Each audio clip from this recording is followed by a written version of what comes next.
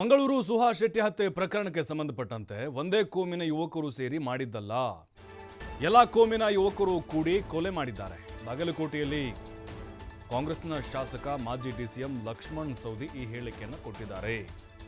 ಅಂದ್ರೆ ಇಲ್ಲಿ ಎರಡು ಕೋಮಿನ ಯುವಕರು ಸೇರಿ ಈ ಒಂದು ಕೊಲೆ ಏನಿದೆ, ಎಲ್ಲ ಕೋಮಿನ ಯುವಕರು ಕೊಲೆಯನ್ನು ಮಾಡಿದ್ದಾರೆ. ಕೇವಲ ಒಂದೇ ಕೋಮಿನ ಯುವಕರು ಮಾಡಿಲ್ಲ. ಇದನ್ನು ರಾಜಕೀಕರಣ ಮಾಡಿಸುವಂತಹ ಅಗತ್ಯ ಇಲ್ಲ. ಭರತ್ ಕುಂಬ್ಡೇಲು ಹತ್ಯೆ ಮಾಡುವುದಕ್ಕೆ ಬೆದರಿಕೆ ವಿಚಾರಕ್ಕೆ ಸಂಬಂಧಪಟ್ಟಂತೆ ಮಾತಾಡಿದ್ದಾರೆ. ಜಾಲತಾಣ ಅಂದರೆ ಅದೇನು ವೇದವಾಕ್ಯನ ಅಥವಾ ದೇವವಾಕ್ಯನ ಯಾರೋ ಹಾಕ್ತಾರೆ ಅಂಥದಕ್ಕೆಲ್ಲ ತಲೆ ಕೆಡಿಸಿಕೊಳ್ಬಾರ್ದು ಅಂತ ಬಾಗಲಕೋಟೆಯಲ್ಲಿ ಮಾಜಿ ಡಿಸಿಎಂ ಲಕ್ಷ್ಮಣ್ ಸವದಿ ಈ ಹೇಳಿಕೆಯನ್ನು ಕೊಟ್ಟಿದ್ದಾರೆ.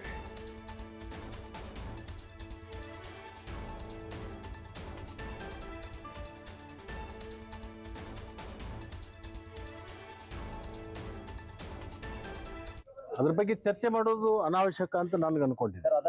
ಯಾಕಂದ್ರೆ ಅವನು ಕೊಲೆ ಆಗಿರ್ತಕ್ಕಂಥದ್ದು ಅದು ಎರಡ ಕೋಮಿನ ಮಧ್ಯೆ ಇರ್ತಕ್ಕಂಥ ದ್ವೇಷ ಮತ್ತು ಅವರ ವೈಯಕ್ತಿಕವಾಗಿರ್ತಕ್ಕಂಥ ಅವರಲ್ಲಿ ಏನೋ ಒಂದು ಹಗೆತನ ಇತ್ತು, ಆ ಹಗೆತನದಿಂದ ಆಗಿರ್ತಕ್ಕಂಥದ್ದು.